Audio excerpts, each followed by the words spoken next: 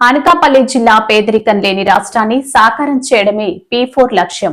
Incharge మంత్రి కొల్లు రవీంద్ర పేదరికం లేని రాష్ట్రాన్ని సాకారం చేయడమే విజన్ 2047 P4 కార్యక్రమ ప్రధాన లక్ష్యమని మంత్రి కొల్లు రవీంద్ర అన్నారు. సాయంత్రం కలెక్టరేట్ సమావేశ మందిరంలో స్వర్ణాంధ్ర 2047 కార్యక్రమంలో భాగంగా జిల్లా దార్శనికత కార్యాచరణ ప్రణాళికపై జిల్లా స్థాయి కమిటీ సమావేశాన్ని ప్రముఖ పారిశ్రామికవేత్తలు, సిఎస్ఆర్ ప్రతినిధులతో జిల్లా ఇన్ఛార్జ్ మంత్రి మరియు రాష్ట్ర ఎక్సైజ్ మరియు భూగర్భ గనుల శాఖ మంత్రి కొల్లు రవీంద్ర అధ్యక్షతన జరిగింది.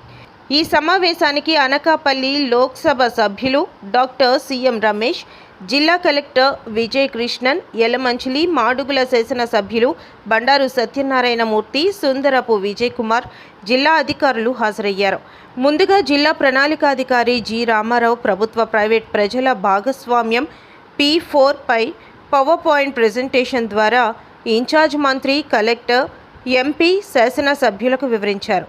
ఈ సందర్భంగా ఇన్ఛార్జ్ మంత్రి మాట్లాడుతూ స్వర్ణాంధ్ర విజన్ 2047 కార్యక్రమంలో భాగంగా రాష్ట్ర, జిల్లా, నియోజకవర్గం, మండల స్థాయిలో విజన్ డాక్యుమెంట్స్ తయారు చేసుకోవాలని సూచించారు.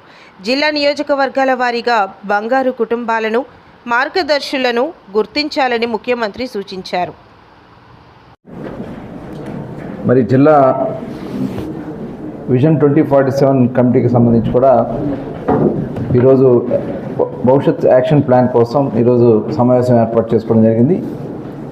ఈ కార్యక్రమంలో గౌరవ పార్లమెంట్ సభ్యులు సీఎం రమేష్ గారు, అదేవిధంగా శాసనసభ్యులు బండారు సత్యనారాయణమూర్తి గారు, జిల్లా కలెక్టర్ గారు, అలాగే దీంట్లో కొంతమంది ఎమినెంట్ పర్సన్స్ని, అదేవిధంగా ఎవరైతే సిఎస్ఆర్ కింద వర్క్ చేయడానికి ముందుకు వస్తారో వాళ్ళని ఒక 5 సభ్యుల కింద జిల్లాలో ఏర్పాటు చేసుకోవడం, అలాగే జిల్లా యంత్రాంగాన్ని, అధికారులను అందరినీ కూడా దీంట్లో ఇన్వాల్వ్ చేసుకుని ముందుకెళ్లే దానికోసం ఒక కార్యాచరణని ఈరోజు ఏర్పాటు చేసుకోవడం జరిగింది. మరి ఈ కార్యక్రమానికి మరి చైర్మన్ కూడా రావడం జరిగింది, కార్పొరేషన్ చైర్మన్స్ కానీ, అలాగే జిల్లా అధికారులందరూ కూడా రావడం జరిగింది. ముఖ్యంగా మనం చూసుకున్నట్టయితే ఇవాళ 26 జిల్లాల్లో కూడా గౌరవ ముఖ్యమంత్రి గారు ఒక ప్లానింగ్ చేసుకుని పర్ క్యాపిటల్ ఇన్కమ్ ఏ స్థాయిలో ఉన్నాం, జీడిడిపి ఎలా ఉంది, అలాగే జీవీఏ ఏదైతే ఉందో దాన్ని ఎలా ఉంది, ఇవన్నీ కూడా క్యాల్కులేట్ చేసుకుని భవిష్యత్తులో, ఎందుకంటే వాళ్ళ అనకాపల్లి పక్కన ఉన్నటువంటి విశాఖపట్నం ఫస్ట్ ప్లేస్లో ఉంటే పక్కనే ఉన్నటువంటి అనకాపల్లి 14th ప్లేస్లో ఉంది పర్ క్యాపిటల్ ఇన్కంలో. దీన్ని మనం ఏ రంగాల్లో ముందుకు తీసుకెళ్ళవచ్చు, అగ్రికల్చర్ సెక్టార్కి సంబంధించి, అలాగే అగ్రికల్చర్ అలైడ్కి సంబంధించి, అలాగే ఇండస్ట్రీస్ సెక్టార్లో, అదేవిధంగా సర్వీస్ సెక్టర్, ఇవన్నీ కూడా మనం ముందుకు తీసుకెళ్ళే దానికోసం ఒక కార్యాచరణను తయారు చేసుకోవడం కోసం ఈ ప్రోగ్రామ్ని తీసుకోవడం జరిగింది. గతంలో ఎప్పుడు కూడా జరగని విధంగా ఈ రకంగా ప్రజాప్రతినిధుల్ని, అధికారులను కూడా ఇన్వాల్వ్ చేసి ఒక ప్లానింగ్ చేసుకుని వెళ్ళే విధంగా కార్యాచరణ చేయడం అనేది ఇది చాలా మరి అందరం కూడా అప్రిషియేట్ చేయాల్సినటువంటి విషయం.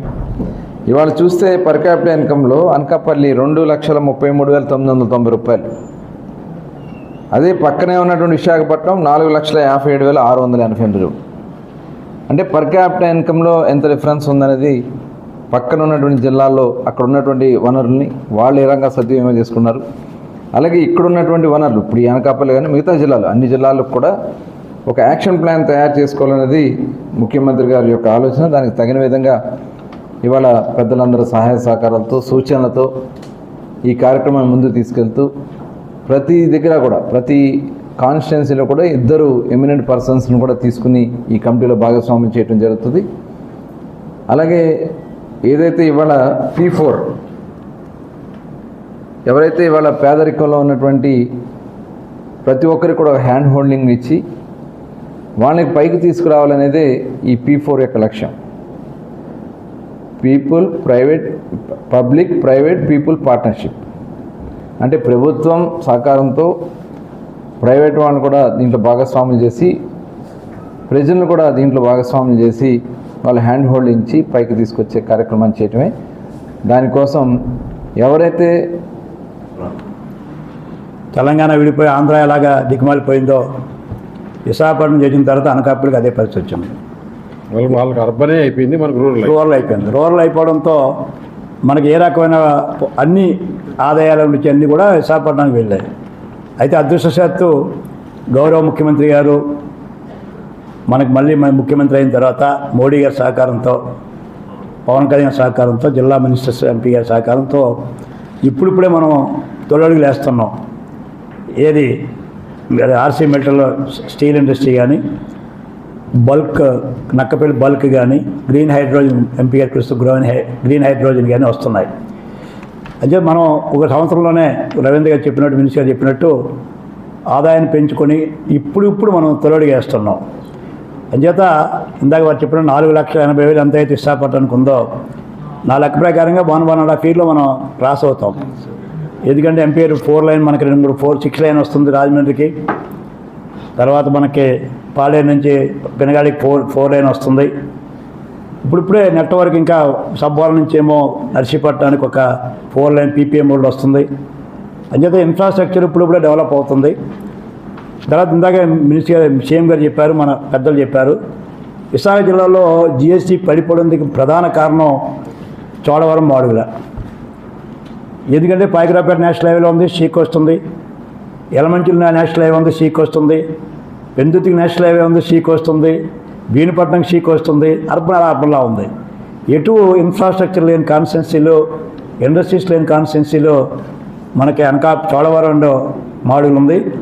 మరి ఎంపీ గారు ఆ విషయంలో చాలా కృషి చేస్తున్నారు, ఇండస్ట్రీస్ కోసం కానీ, ఇన్స్టిట్యూషన్స్ కోసం కానీ. అంచేత నేను ఇన్ఛార్జ్ మినిస్టర్ గారిని కూడా రిక్వెస్ట్ చేస్తాం. ఇప్పుడు పీపీఎం మోడ్ చెప్పారు, పీపీఎం మోడ్ చెప్పారు. ఎవరైతే ప్రైవేట్ పార్ట్నర్షిప్ దీంట్లో లేదా పూర్ అండ్ రిచ్ అని దీంట్లో అడాప్ట్ చేసుకోమని చాలామంది అనుకోవచ్చు. యలమంచిలో ఉంటారో, లేకపోతే చోడవరంలో ఉంటారో, అనకాపల్లిలో ఉంటారో, పెందుతులో ఉంటారని. అందుకే సీఎం గారిని రిక్వెస్ట్ చేశారు. ఇందాక మన అనకాపల్లి ఎంపీ గారు చెప్పారు. అంచేత మా నియోజకవర్గాలు కూడా కొన్ని పెద్ద కంపెనీలు మమ్మల్ని అడాప్ట్ చేసుకునే విధంగా ముఖ్యమంత్రి గారు అంగీకరించారు. చోడవరానికో మాడుగులకో ముఖ్యమంత్రి గారి ఉద్దేశం. దానికి రాష్ట్రమంతా కూడా మంచి స్పందన ఉంది. అనకాపల్లి జిల్లా కూడా అందరి సహకారంతో ఏదైతే టార్గెట్ ఇచ్చారో అట్టడుకున్న పేదలందరినీ కూడా హ్యాండ్ హోల్డింగ్ అంటే వారికి ఏ విధంగా మనము సహకరిస్తే వారు కూడా పైకి రావాల సమాజంలో, విద్య రూపంలోనా, ధనం రూపంలోనా, లేదా వృత్తి రూపంలోనా ఏ విధంగా చేయాలని కూడా ఆలోచన చేసేదానికి ఇది మంచి అవకాశం.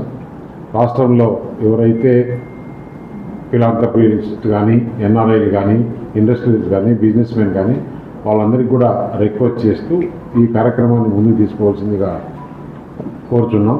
ముఖ్యమంత్రి గారు ఏదైతే వినూతంగా ఈ కార్యక్రమం చేశారో అది తప్పకుండా సక్సెస్ అవుతుందని ఆశిస్తున్నాం.